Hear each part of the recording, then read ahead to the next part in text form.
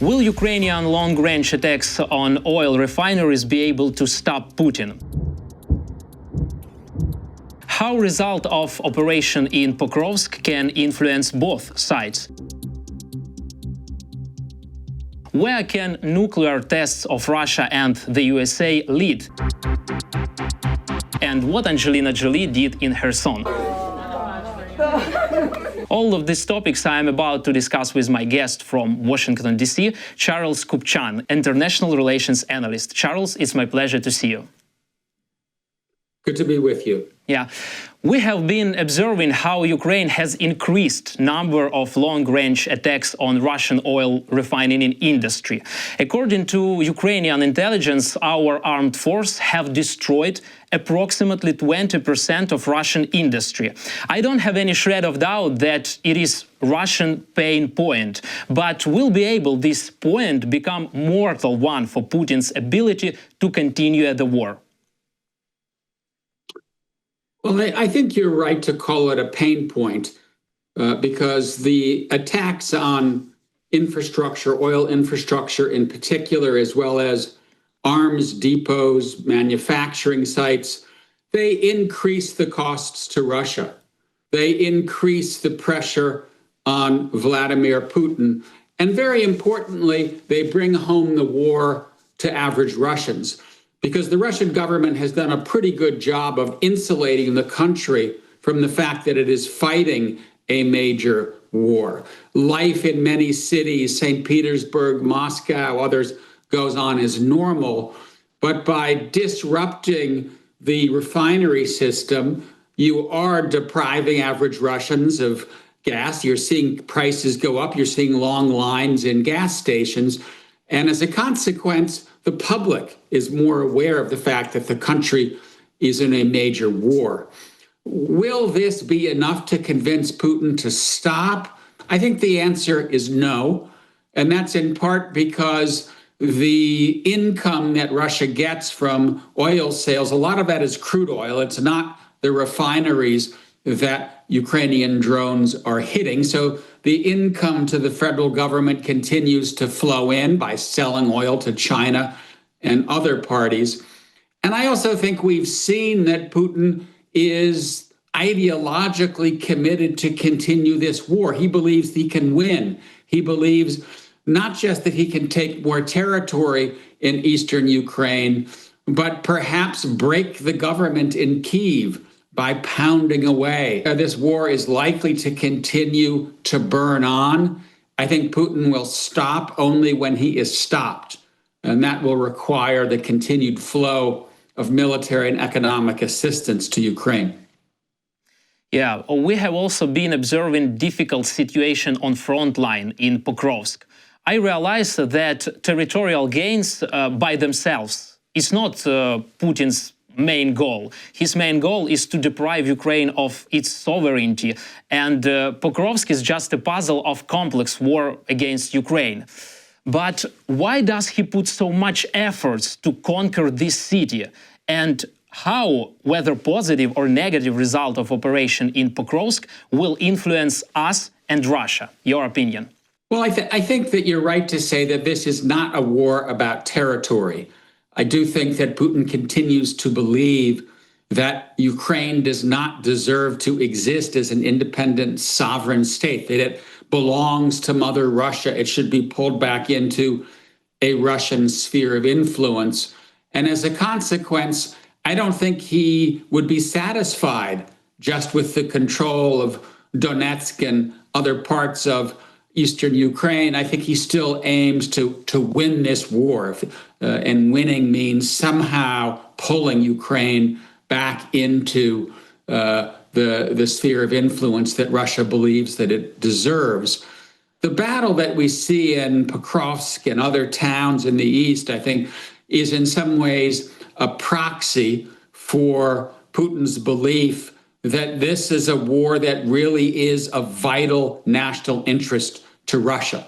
This is not just a war for this town or that town. This is a war against the West. This is a war to right the wrong of the post-Cold War settlement that has excluded Russia and denied Russia the great power, status, and influence that it deserves. And that's why I think Putin is prepared to expend enormous resources, many, many thousands of lives over a few square miles here, a few square miles there.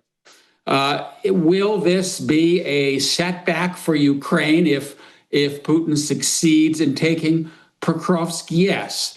Will this be a turning point in the war? No, I don't believe that's the case. And that's because Russia continues to expend enormous resources for little gain. This is a war that is highly painful for the Russians. And even if there is a breakthrough here or a breakthrough there, I don't really believe that Ukraine faces a Russia that is so capable that it can win the war, that it can break through Ukraine's defensive lines, that it can siege Kyiv and, in fact, take over the government. I think even Putin understands that trying to conquer Ukraine militarily is a bridge too far, right? He's been fighting now for 3+ years. We're hearing that somewhere between 1 and 1.5 million Russians have been killed or wounded as a result of a war. And so far, Russia has only about 20% of Ukrainian territory. I say only because 20% is obviously a big number, but that gives you some sense of how costly this has been. So will the fall of Pokrovsk be a setback for Ukraine, a win for Putin? Yes. Does this suddenly change the balance of power? Does it change fundamentally the battlefield? No. As far as general perception of this war is concerned, how could you describe critical point in this conflict which is able to force Putin to stop? You know, I think that Putin believes that time is on his side. He sees in the United States a government that is already questioning the continued flow of aid to Ukraine. He sees in Western Europe parties like Reform UK, National Rally, AfD in Germany. Already you have governments in the Czech Republic and Slovakia, in Hungary, that question the support that has been provided to Ukraine. So I think he thinks he can just wait out the West. He can wait out Ukraine. He can exhaust the Ukrainians. They're going to run out of manpower. Ukraine's going to run out of support because the West is going to tire of this. And so I think the task here is to convince Putin that that's not the case, that time is not on his side, that the EU, NATO, the United States are prepared to provide Ukraine what it needs to ensure that Putin will be stopped, and that part of Ukraine that is on the other side of the ceasefire line, wherever that ceasefire line ends up being, will move forward as a secure, independent, free democracy, able to make its own choices about its geopolitical alignments, able to choose to become a member of the European Union. And that, I think, is going to just require continued steadiness in the West. And I'm hoping, and I would go so far as to say I'm expecting that Trump might come around on this. He has already finally agreed to tighten sanctions against Russia. He may well ultimately decide to ask Congress for more money to send U.S. arms to Ukraine.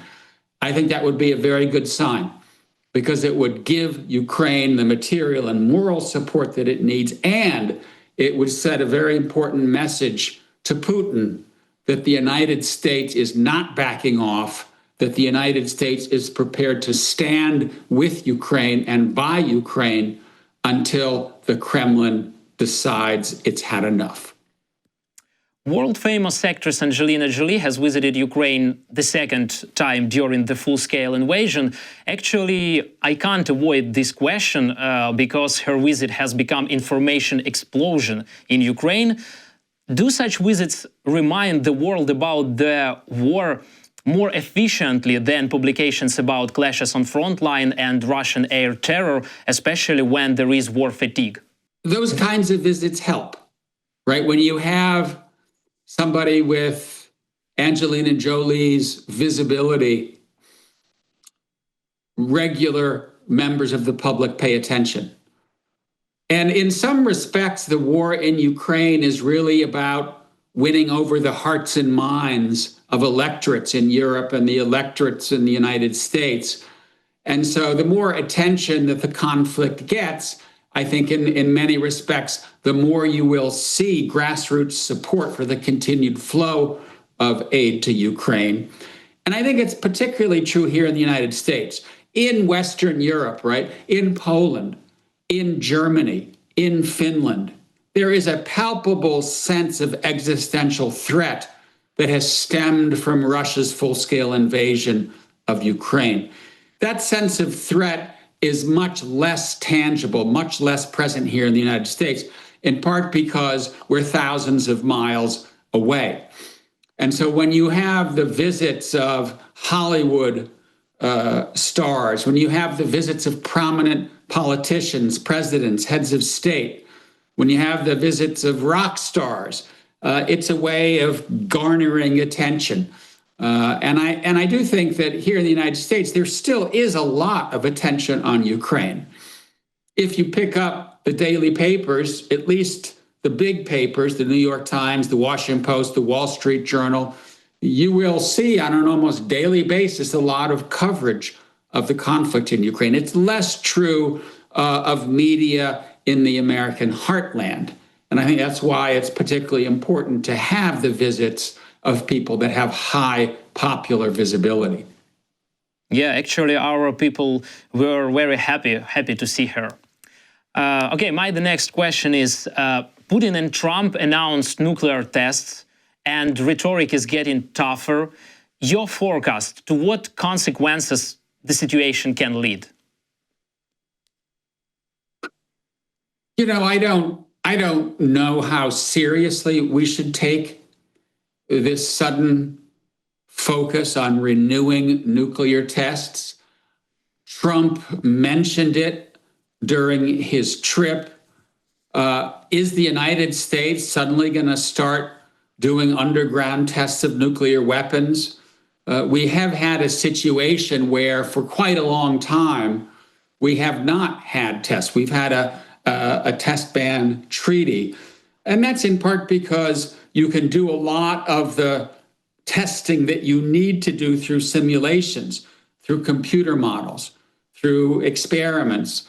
And so that the need that we saw during the earlier nuclear age to test these weapons is not present.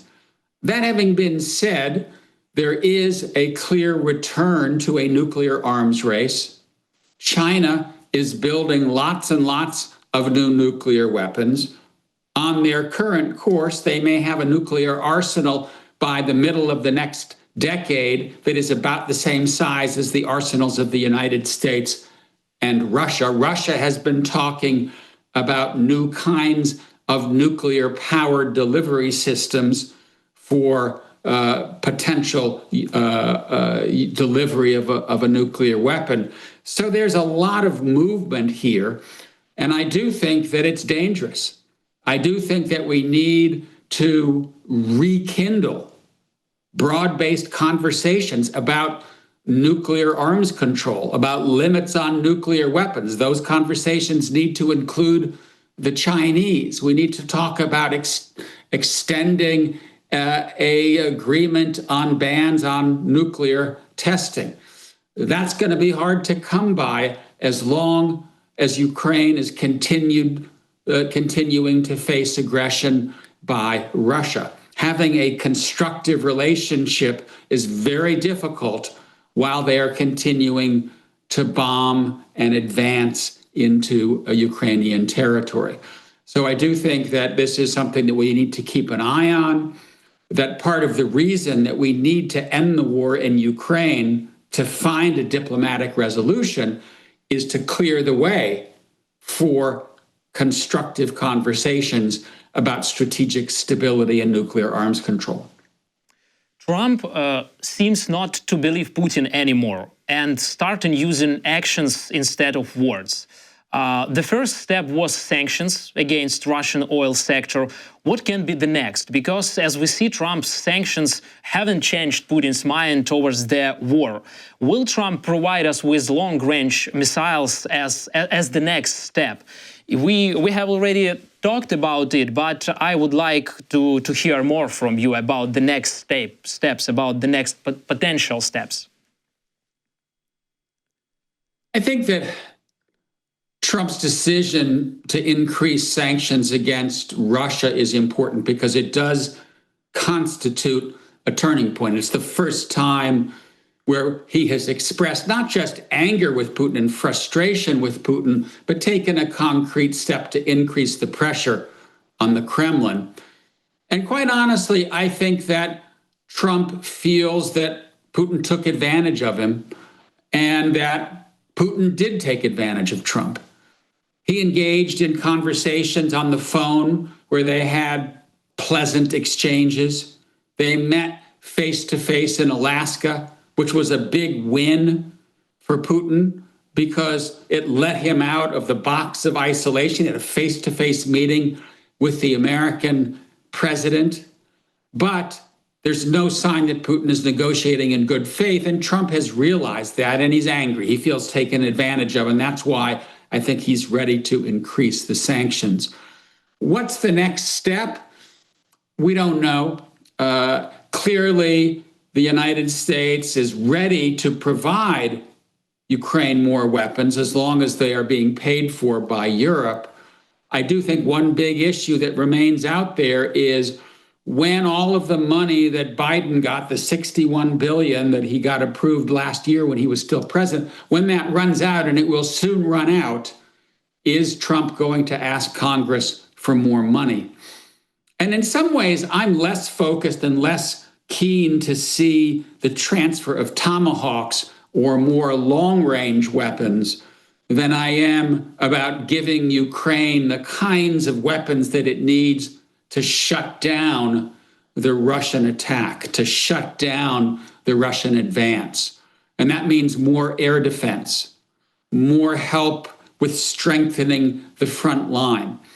Because even though I do believe that strikes on Russian territory can help, I do believe that sanctions against Russia can help.